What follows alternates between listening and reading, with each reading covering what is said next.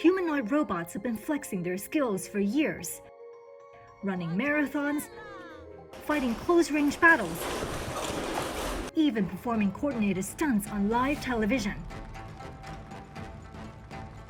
In China, they're moving beyond spectacle.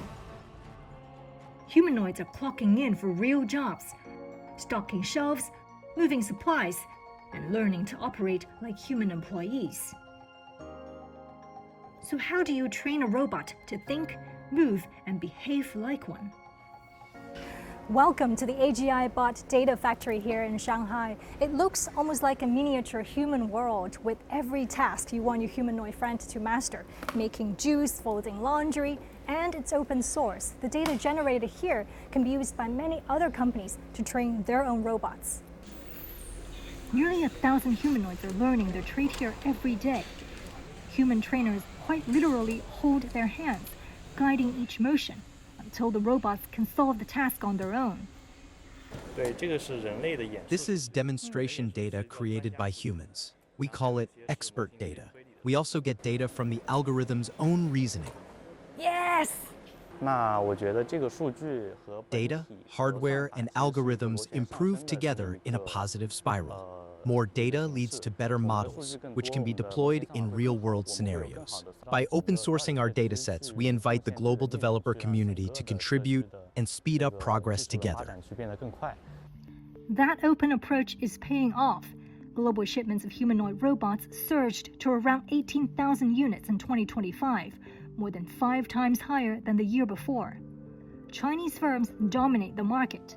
AGI Bot alone shipped over 5,100 units last year, which is nearly 40% of the global total. China now has an engineer dividend.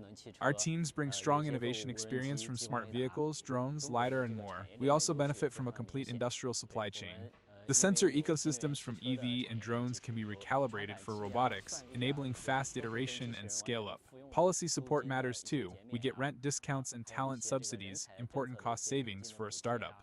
And finally, our customers joined us early, and we are now experiencing rapid growth with more stable products. In 2025, humanoids used for entertainment and commercial performances accounted for the largest share of shipments. Next came research and education, data collection, exhibitions, manufacturing, and logistics. And as demand grows, schools are rethinking what they teach. I've been interested in robots since I was a kid, and this is a popular major. Demand for robots will only grow. They'll be used in companies, on performance stages, and later in elder care, where caregivers are in short supply. In medical settings, too, robots could support treatment and patient care. At the national level, AI education is being promoted across all stages. Exposing students early to embodied intelligence gives them a deeper understanding and stronger ability to apply it later on. For many skeptics, the biggest concern is jobs. China is grappling with high youth unemployment while also facing the pressures of an aging population. But analysts argue that these very challenges are driving the solutions.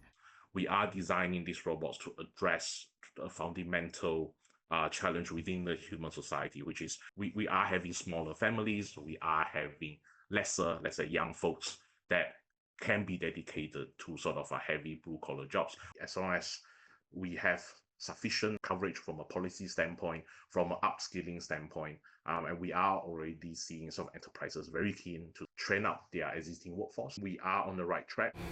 Humanoids are no longer just a spectacle. They're entering real workplaces and real lives.